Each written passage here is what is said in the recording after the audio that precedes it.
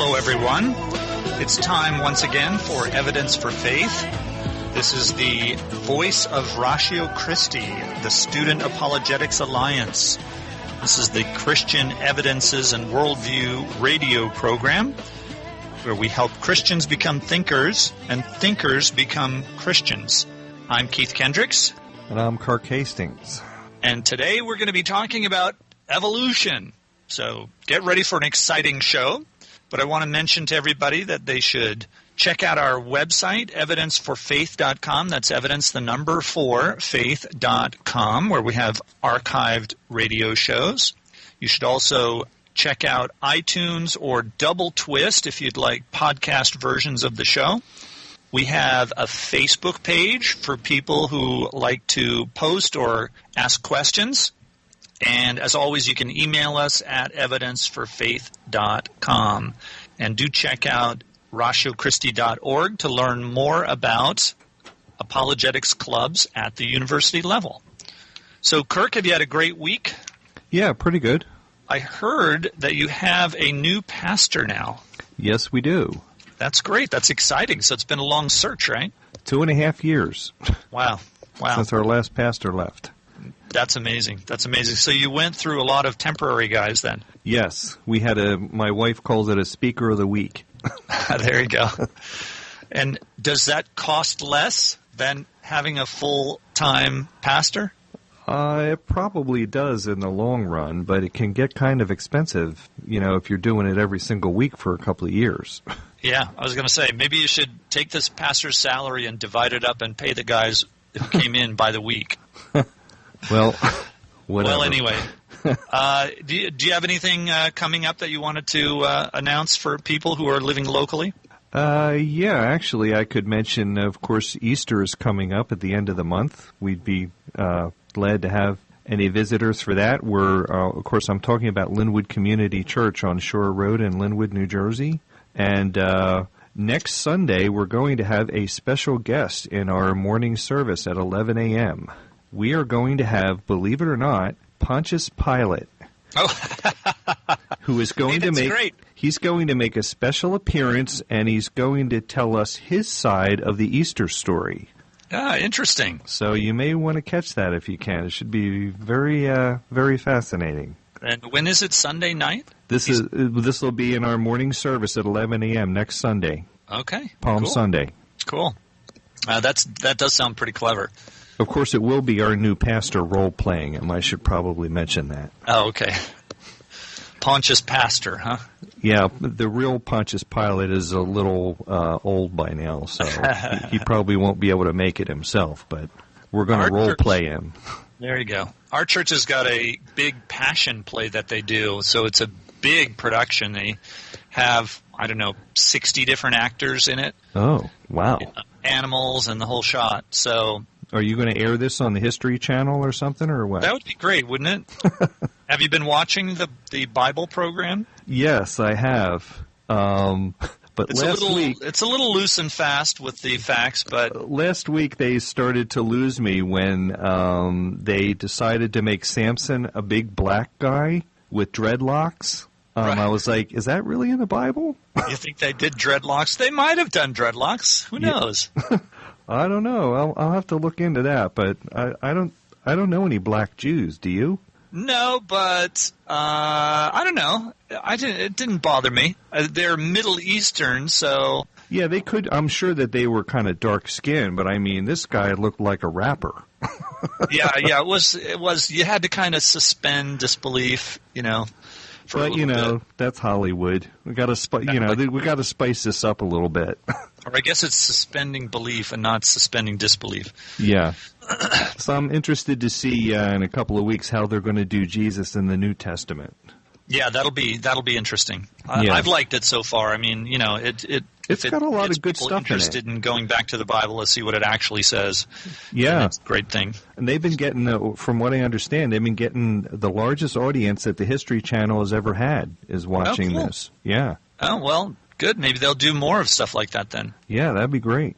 So Victory Bible Church, where they're doing the Passion Play, they do from the 24th through, it looks like the last date is the 30th.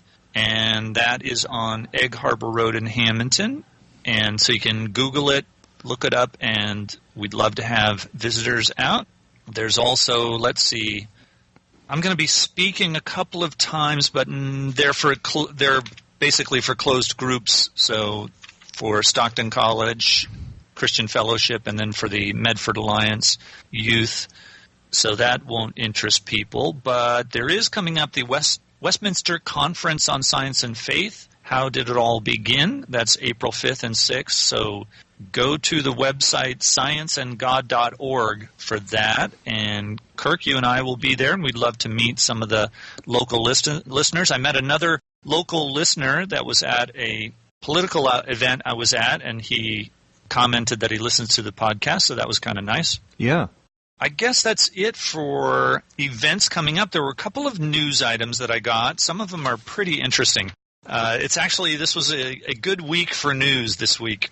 Now, this one's kind of tiny print here, so let me pull out my reading glasses. This is the abstract from a scientific study published in a peer-reviewed scientific journal called Icarus. It's the Planetary Science Journal, and it's a study that was done by a mathematician and an astrobiologist who are involved in SETI and the search for extraterrestrial intelligence. So the headline is, "Does the genetic code bear a signature of intelligence?" And these scientists say, yes, it does, absolutely. So here's the abstract, and in case people don't know, on most scientific studies when they're published, there will be, all of the items that they standard kind of format that they go through, and one of the standard formats is at the very beginning to put a short, brief description of the results so that you don't have to read a 10-page study if you're in a hurry and you just want to get the quick. So this is kind of a brief summary written by the scientists themselves, which is important because sometimes the science writers may misunderstand something that the scientists are trying to say.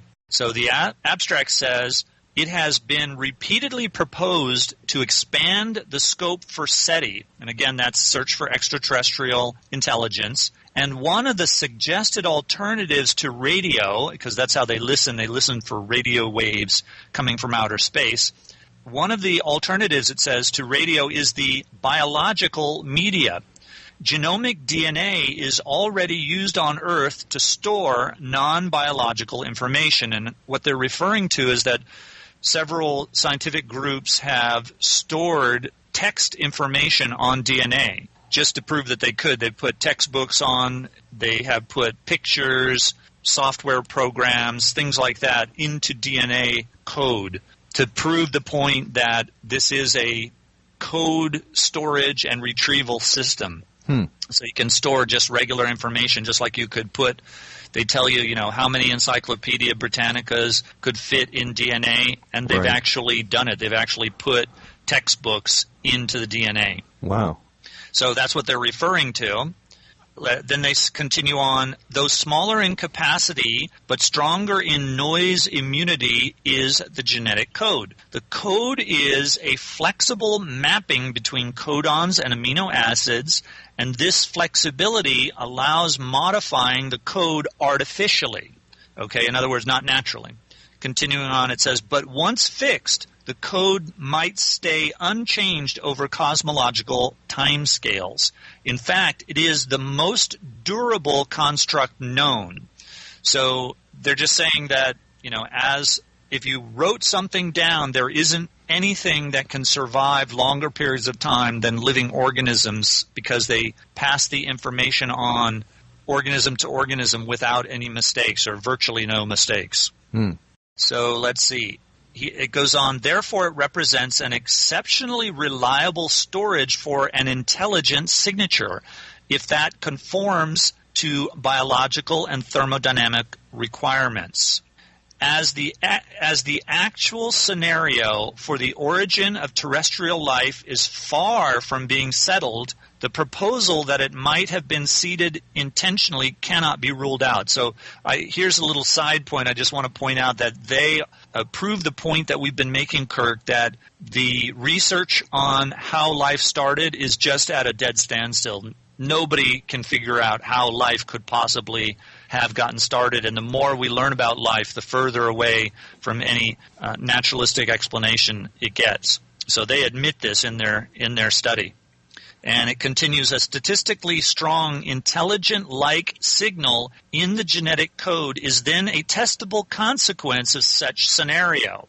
And here's the meat of what they found. Here we show that the terrestrial code displays a thorough precision-type orderliness matching the criteria to be considered an informational signal. Simple arrangements of the code reveal an ensemble of mathematical and ideographical patterns of the same symbolic language. Accurate and systematic, these underlying patterns appear as a product of precision logic and non-trivial computing, rather than of stochastic processes. And stochastic processes are just random processes. Right.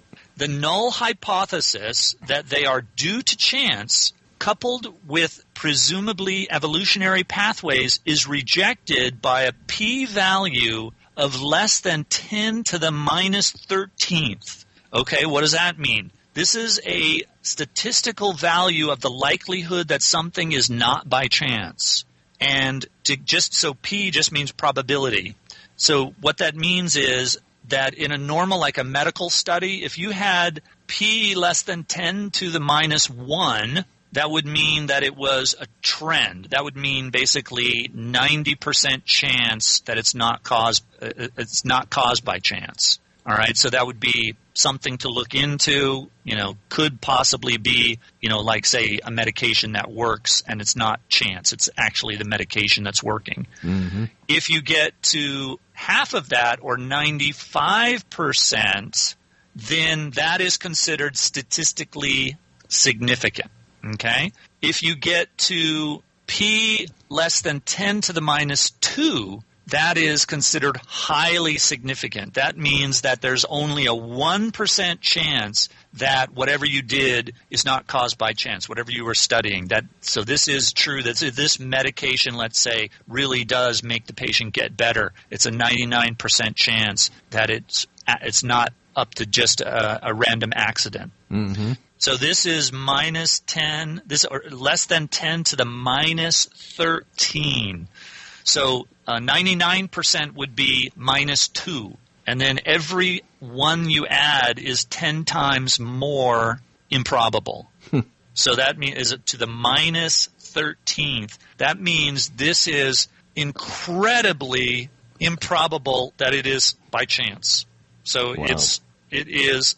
I mean, it's far beyond anything that you would ever do as far as things like medical studies, to prove that something is actually truly happening. This is far beyond this. That means that it really is truly not the work of chance. So then they go on. The patterns display readily recognizable hallmarks of artificiality, among which are the symbol of 0, right, which would not occur in a natural experiment or a natural event. The privileged decimal syntax, okay, so things are written in decimal code, and semantical symmetries. Besides, extraction of the signal involves logically straightforward but abstract operations, making the patterns essentially irreducible to natural origin. So basically it's saying the codes only exist in the person's mind, right? In the mind of the writer and in the mind of the reader. So when you look at the DNA code, you see the structure of the code in your mind, but it doesn't actually exist. So it's like looking at a piece of paper. There's ink there are black marks, and there is paper, but the information doesn't have anything to do with the ink or the paper. The information is only in your mind when you read it. So you show it to a cat, and the cat doesn't know what the heck is on the paper, right? It's just ink marks. Right. But an intelligence can see it and read it, and the only way to get it there is by another intelligent mind. So is that amazing? Really what you're saying here is it's more likely that the entire Encyclopedia Britannica came together by accident than it is that the DNA code came together by accident. Absolutely, that's right. So, in other words, no natural process can explain the DNA code. There's a couple of the Evolution News and Views people did an article on this, and let's see what they said. They say, in addition, they find a decimal system including 0 via the stop codons. So stop codons equate to 0, and many other fascinating signs of intelligent origin. They examine possible criticisms such as the claim that the patterns could be due to unknown natural causes, right? Okay, so maybe it's just a natural cause that they don't know. So here's a quotation from the article. It says, but this criteria is equivalent to asking if it is possible at all to embed information patterns into the code so that they could be unequivocally interpreted as an intelligent signature. The answer seems to be yes. The one way to do so is to make patterns virtual, not actual. Exactly that is observed in the genetic code. Strict balances and decimal syntax appear only with the application of the activation key. So it's only when you know the code, that there is a code there, that you can see the code. It's like, let's say that I told you that on the front page article of the Atlantic City Press today, there's actually a coded message to go and blow up a bridge, all right? Yeah. And I tell you that if you just look kind of randomly at the words, you'll see the message. All right, well, you would just say, well, you know what, that could be caused randomly, right? If you just skip through a bunch of words, maybe you'll find up the words, and that's where you're getting your message. But what if I tell you that by skipping a number of words, and that number is written in the article itself, so it says, today at 3 o'clock, and then if you use the number 3 and you skip every third word, you get this secret message, proof that this is not an accident. Right. And that's what they're saying is the kind of information that is in there. So there's a decimal code. So let's see, give you an example. Let's say that the DNA wants to give the instruction to copy or to make 678 of a certain proteins, okay? So it wants to make 678. Well, naturalistically or physically, the only way that you could convey that information would be to have, let's say, 678 instructions or 678 markers that would trigger those 678.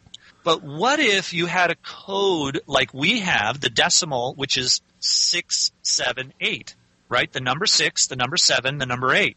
Right. That's code for the actual physical number 678, right?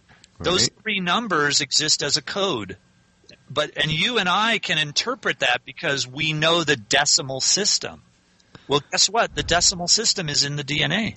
Well, this kind of reminds me of like during World War II, the way they used to break codes. You're kind of using the same system to figure out what, once you figure out what the code is, then you can read these secret messages. Yes, exactly right. That's exactly right. And it can be as simple as the decimal system for a numbering, right? When we say 911, we're actually giving, we don't write out, we don't make 911 hash marks on a piece of paper in order to count to 911, right? We use a symbol, a code system called the decimal system, and it involves the numeral 9, the numeral 1, and the numeral 1. Right. 911. And that tells us, that's a code that tells us that we actually mean 911. And that's the decimal code is a code that is used in the DNA.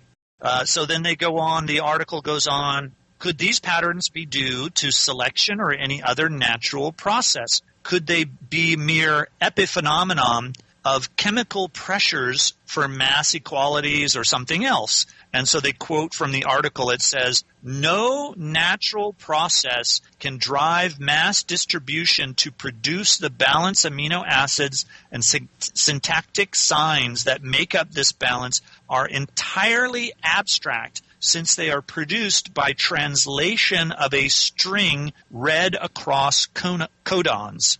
And then the article goes on and says, "Even more convincing, no natural cause can produce semantics, particularly the kind involving, quote, interpretive or linguistic semantics particular to intelligence," close quote. They write, quote, "Exactly the latter kind of semantics is revealed in the signal of the genetic code." So that is, close quote, that's linguistic semantics. Here is a summary of the patterns they conclude show design. Quote, "In total, not only the signal itself reveals intelligent-like features, strict nucleon equalities, their distinctive decimal notation, logical transformations accompanying the equalities, the symbol of zero, and symmetries, but the very method of its extraction involves abstract operations, consideration of idealized free and unmodified molecules, distinct between their block and chains, the activation key, contraction and decomposition of codons. We find that taken together, all these aspects point to artificial nature of the patterns," close quote. So isn't that exciting? That is really cool. Wow. Definite confirmation that the DNA code is intelligently designed, and that is just using the SETI formulations. We've, on previous shows, Kirk, we've talked about how is it that the human mind recognizes intelligence, and we've seen that kind of intelligence is shown up in the DNA code. So this is just more evidence piled upon evidence that the DNA was written by an intelligent mind. So you're saying that this organization that's looking for intelligent signals from somewhere out in space, the same parameters that they use to recognize if they ever do get an intelligent signal from somewhere, you're saying if we apply that same standard to the genetic code, we would say that that's an intelligent communication in itself. That's right. It's an intelligent signal. Right. Definitely came from intelligence. It's almost like some people say that DNA is God's thumbprint. Yes, that's right. It's his signature. Yeah. He signed it and said, "I made this." Yeah, that's exactly right. Well, Wow. If you're just joining us, you're listening to Evidence for Faith, a ministry of Ratio Christi. I'm Keith Kendricks. And I'm Kirk Hastings. We're going to be talking about evolution today, very apropos for the news item that we just finished. Yeah, before we get into that, all this talk, about these intelligent signals from space and everything kept reminding me of one of my favorite bumper stickers. I'm a fan of the old Star Trek TV series, and I love the bumper sticker that says, "Beam me up, Scotty, there's no intelligent life down here." There you go. But now it turns out that all life is intelligently designed, at least. Yeah, how about that? So then here is a news item about an article that's going to be published in the International Journal for the Psychology of Religion. And the title is, "Atheists Become Emotionally Aroused When Daring God to Do Terrible Things." So you know how the Bible says that atheists actually suppress the truth? Right. And we've argued that we know from studies that children naturally believe in God, that they naturally use logic, they naturally can detect the presence of an intelligent mind in the universe, and that has to be suppressed. You kind of have to beat it out of a kid, or you have to, abandon them. If you're their father and you abandon them, they will learn that fathers cannot be trusted, and therefore there is no Father God. Right. Or even some atheistic studies have shown that mental defects, neurological problems cause atheism. But one of the ways that the Bible talks about people becoming atheists is by suppressing the truth and rejecting it because their deeds are evil. And so this study what they did is the subjects were asked to read aloud statements while hooked up to a skin conductance meter, which basically measures how much you sweat.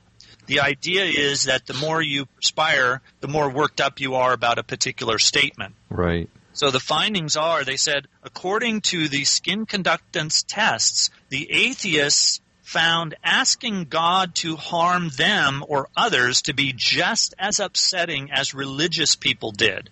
Huh. The researchers also compared the reactions of the atheists when making statements like, I wish my parents were paralyzed, and I dare God to paralyze my parents. The atheists were, just like believers, more bothered by the latter statement. Really? So even though both declarations would be in theory equally empty if there was no heavenly overseer. Right. But apparently there is this still lingering truth that atheists have now. And one of the important things about this study is that it was done in Finland, which is traditionally considered to be a very atheistic culture. Right. So it's not like these were people raised in a Christian culture or God-fearing culture, and therefore they kind of incorporated some of it. Right. This atheists from an atheistic culture, and they were just as affected as religious people, not even less affected. So isn't that interesting? Yeah, it is.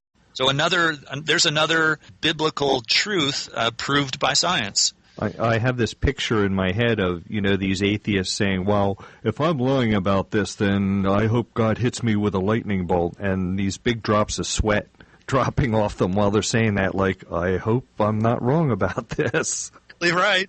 Apparently that is what the science is showing. So isn't that interesting? Yeah, really. So what we're going to do, I've got about a 6-minute review of some of the developments that have been made in science and apologetics, and how the more we learn, the more we study about the world, the more it fits into the Christian worldview. So we'll go over that, and then we'll get into evolution, because I think evolution is really one of the largest stumbling stones for people not accepting Christianity. So even though Christian ideas are being more and more shown to be true by different realms of science, evolution still is a big stumbling block for people. And studies that have been done, that's one of the biggest concerns.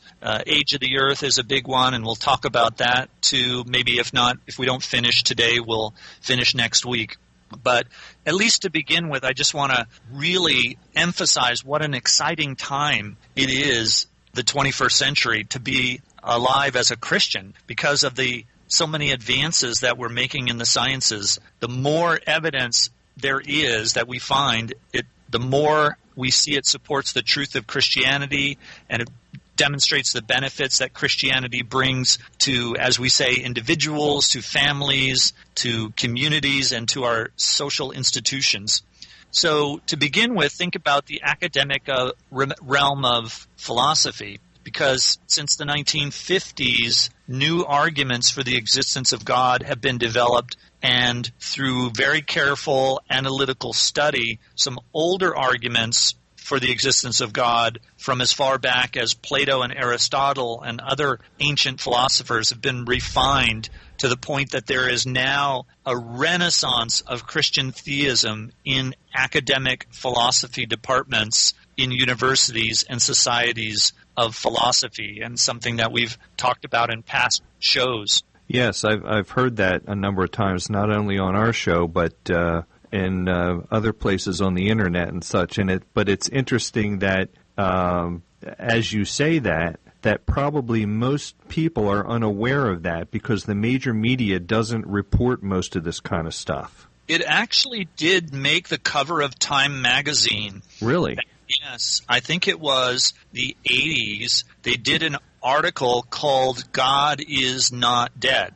Okay. we're talking about this resurgence of theism in the philosophy departments around the universities around the world because of these very strong arguments that show that through deductive reasoning that you can show that God does exist. Interesting. And that's something we should pull up, maybe get a copy of that off the internet. I must have missed that one. I remember the Time magazine with the headline, God is Dead. I don't remember the one where God is not dead. That's why they did it, because they had been the ones who did God is Dead. Right. And I think that was, in the 60s? 70s, I think. So, and then they came back a couple decades later with this, oh, no, we were wrong. Interesting. In physics, you can look at cosmology, astronomy. The discoveries over the past 100 years have given us strong scientific evidence that the universe had a beginning in the finite past, and therefore it must have been the product of a supernatural creator, because nature is the physical world and something outside of the physical universe had to create it. So that would be the supernatural world. Right. In the past few decades, there have been further studies of the nature of the universe itself that have shown it to be incredibly fine-tuned for human life to exist with such a mind-boggling degree of sophistication that it provides strong evidence for the existence of a loving, all-knowing creator. And we've talked about some of those things in past shows. Mm-hmm. Even one of the world's leading atheist philosophers, Antony Flew, after he examined the evidence for fine-tunings, turned his back on the atheism that he had promoted for more than 50 years and became a theist back in 2004 and wrote a book about it that you can get called There Is a God. It has There Is No God, and then the word no is crossed out, and he wrote in a God. There Is a God by Antony Flew. Wow. If you want to look that up.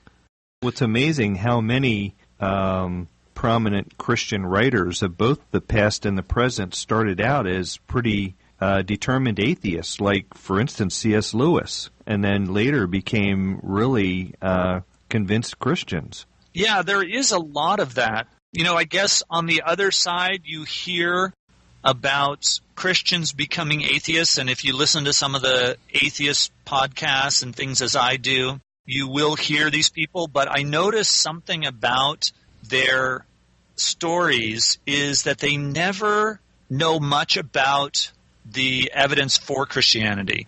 So it'll be, I was raised in the church, we were taught to believe blind faith, and then I learned about evolution. Mm-hmm. Right? And then they say, so I rejected Christianity or rejected God. Right. But when it's the other way around, the people who are becoming Christians already know the evidence for, say, evolution, for atheism. They are atheists. They are people who are arguing. Like Antony Flew for 50 years was the world's leading atheist. Right.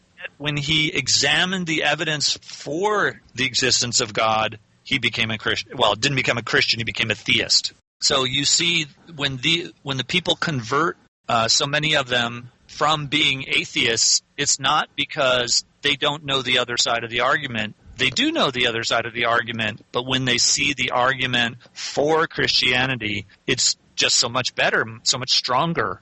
And really what you're saying, it sounds like the problem with a lot of so-called Christians that do give that up at some point never really truly understood what Christianity was to begin with. So when something like a convincing argument for evolution came along, they had no intellectual defense against that, and they're just, okay, this sounds good, so I'm going to change my mind. Well, and it's not that they didn't know about Christianity, because one guy that I listened to a lot was actually a pastor. He's a former pastor. Right. So they know an awful lot about Christianity, but they just didn't know any of the evidence that it was true. So they held on to Christianity as a kind of a blind faith. An emotional thing. Yes, exactly right. An emotional thing, right? They loved God with their heart, but not with their mind. Right. And so when these very strong, and we don't deny that the atheistic arguments are not strong, right? They are strong. When these very strong arguments came along and they had nothing to base their faith on, they gave it up. Right. And that is what we're seeing today with kids having doubts in junior high and high school, and so many atheist teachers and even Christian teachers who are not permitted to teach the truth about evolution or Christianity with just a one-sided, this is how atheism wins, by being one-sided. And that's why, look, Kirk, you know that you and I would be debating atheists all the time on our radio show if they would be willing to come on, but they're not, because they know they lose, so they don't come on the show. But I find even like when I talk to them on the internet, they give me the same arguments over and over again, and if I give them counter evidence to what they're saying, they just basically ignore what I said, and they just keep saying the same thing they've been saying all along. They really don't hear the other side. Yeah, that's right. That's right. And as we learn from this study with the skin testing, they're deep down they are real problems. They have real emotional anxiety about what they're doing. So you can see that there is something else behind it than just the truth. And that really ties in with, I'm thinking of the first couple of chapters of the book of Romans in the New Testament, where it says that God has put knowledge of himself in everyone. And it's that knowledge that atheists are deliberately denying, but it's still there, and it still bothers them to some extent. That's right. That's right. And not just to some extent. Apparently it bothers them just as much as it bothers religious people that there is God, and if you were to wish, God to do something evil to someone, that would bother you. It bothers them just as much. Yeah. So deep down they do know that God exists, even though they deny it. What the Bible calls it, they suppress the truth. Yeah, and it says they're willfully ignorant. So let's turn now from the macro world to the micro world, because discoveries over the past few decades by microbiologists and geneticists have been just as earth-shaking as the ones we talked about. The electron scanning microscope has revealed the living cell to be an incredibly complex system of thousands of intricately coordinated tiny nanomachines, like a vast, fully automated city of robots building and repairing other robots for the purpose of manufacture and transportation, communication, energy supply, defense, propagation, on and on. Waste removal. Information that tells these machines what to build and when is stored on the DNA that itself is controlled by and repaired by other machines, and there's about 50 of those machines whose blueprints are also encoded in the very DNA that they repair. So it is just layer upon layer upon layer of complexity that all has to be present from the beginning in order for life to be there. Right. And all this information was not known in, for instance, Charles Darwin's time. And I've heard some people say that if Darwin were alive today, if he could see what we've discovered since he was, around, that he would probably immediately give up his own theory. Well, if you go by what he said in Origin of the Species, then he definitely would. Yeah. Because he said, what would have to be shown in order for me to give up my theory, and that has been shown over and over again. Right, exactly. Geneticists even know now that the DNA is multi-encoded to provide backup systems for backup systems, with large sections of the DNA code turned off and maintained for future use in case of changing climate or food sources or other environmental stresses. Right. So the organism can adapt by re-engineering its offspring to a changing environment and survive. Yeah.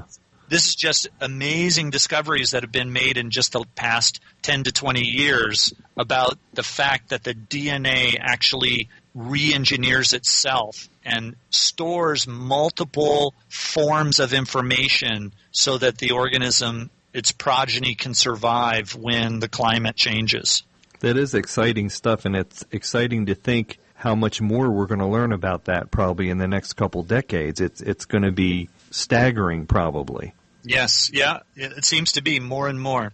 So in the face of all this evidence and the fact that most of the major evidences for evolution have collapsed, the atheist philosopher Thomas Nagel wrote a book in November last year which was subtitled Why the Materialist Neo-Darwinian Conception of Nature is Almost Certainly False. So, and that's where we're going to spend most of our time for the rest of the show and next week talking about that very topic, why the materialist neo-Darwinian conception of nature is almost certainly false. Is that a book that he's written? Yeah, the book is called Mind and Cosmos. Okay. But that's the subtitle. Right. So, and he examines all this new information that they've been finding out about how organisms actually live, what actually happens in the DNA code. Then we don't want to miss out on the archaeologists. I mean, think about all of the discoveries. It seems like every turn of the archaeologist's spade in the past century has only piled evidence upon evidence higher and higher for the reliability of the biblical record. I find that really interesting. It's true that it seems like almost every week they're coming out with a new archaeological discovery that proves that the historical details in the Bible are accurate right down to the tiniest detail.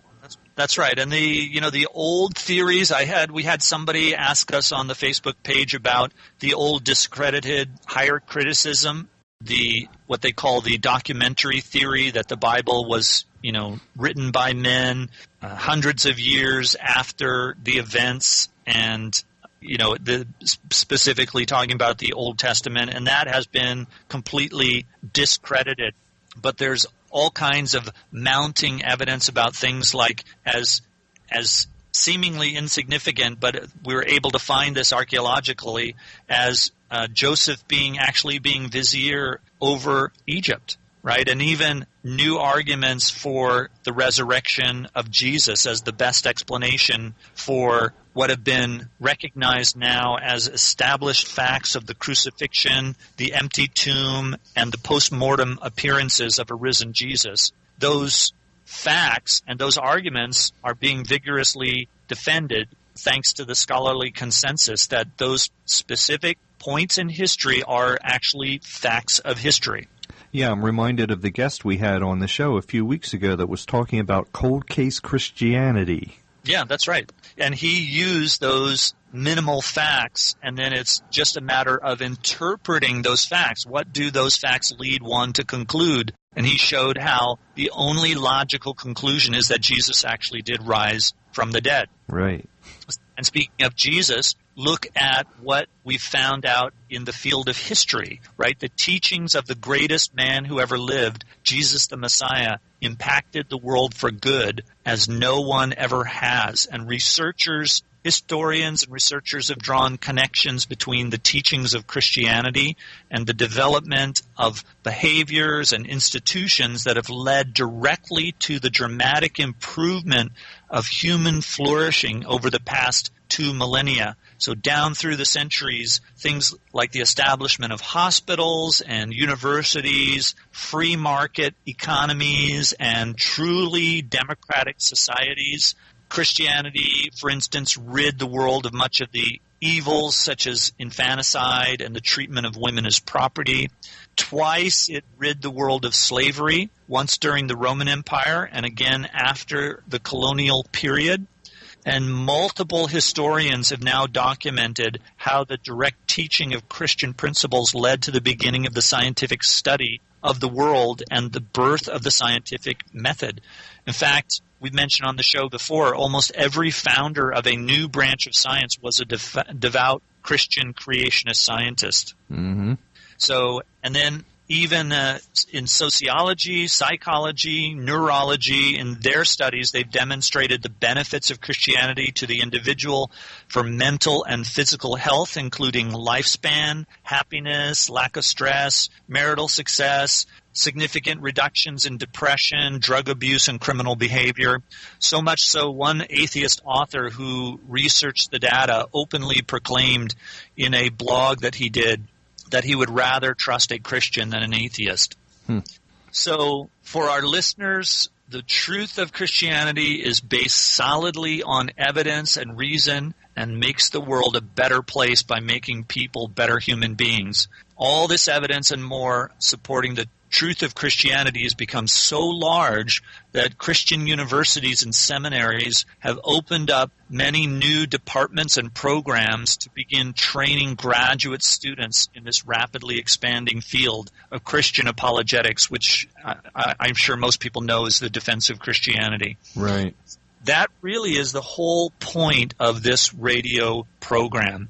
You should become a Christian, and all of this evidence is mounting more and more. So what we'll do is we'll get into the topic of evolution and in order to prove what Thomas Nagel put it, why the materialist neo-Darwinian concept of nature is almost certainly false. So let's see, we've got about 4 minutes left, so we're not going to be able to get into the meat of it, but we will go over 6 facts that we're going to be talking about next week. We're going to talk over the fact that there are 2 kinds of evolution, micro and macro, and that's something that we did an entire show on in the past, if you want to look up that podcast. That was one of the big things, too, that once I understood that about evolution, it really enabled me as a Christian to put evolution in its proper perspective. Right. It finally made sense to you, right? Yes. Yeah. And then all the evidence then matches. You know, before it's like, oh, gosh, I'm not so sure that evidence that they're purporting to support evolution, it's kind of worrying to me. Maybe evolution is true. But once you define it down and you figure out exactly what's going on, it really makes a lot of sense. Well, actually, it doesn't make a lot of sense. Well, the facts begin to make sense. Let's put it that way. Right. You begin to understand what's the real scientific truth and what's part of it is just propaganda. And how it is that they're misinterpreting. Yes. So, secondly, we're going to talk about the standard evidences for evolution and how those have collapsed. That should be interesting. That's things like the peppered moths. Right. Peppered moths, the finch beaks, whale evolution is one of the newer ones that you hear about. We didn't hear about it so much when I was in school. Right. Antibiotic resistance, Darwin's tree of life, the Haeckel's embryos, chimp DNA, the similarities between things like bone structures of different organisms, the fossil record, right. And all those so-called evidences have been debunked and collapsed. Their explanatory power is very, very limited these days. Huh. Third, we're going to go over about the fact that DNA is programmed to re-engineer itself. So this explains all of what we see as supposed evidence. Fourth, we're going to talk about how organisms change only within their kind, within their genetic pool, the information that they share together. Right. And we'll talk about the evidence for a worldwide flood. And finally, we'll get into the evidence for a young Earth. So please join us again next week. Kirk, any parting comments? It sounds like a really interesting show. I'm going to be here for it next week. Absolutely. Well, I'm Keith Kendricks. And I'm Kirk Hastings. You've been listening to Evidence for Faith, a ministry of Ratio Christi. Send your comments and questions to email at evidenceforfaith.com. Please join us again next week for more reasons to believe, and always remember that the best reason for being a Christian is because it's true.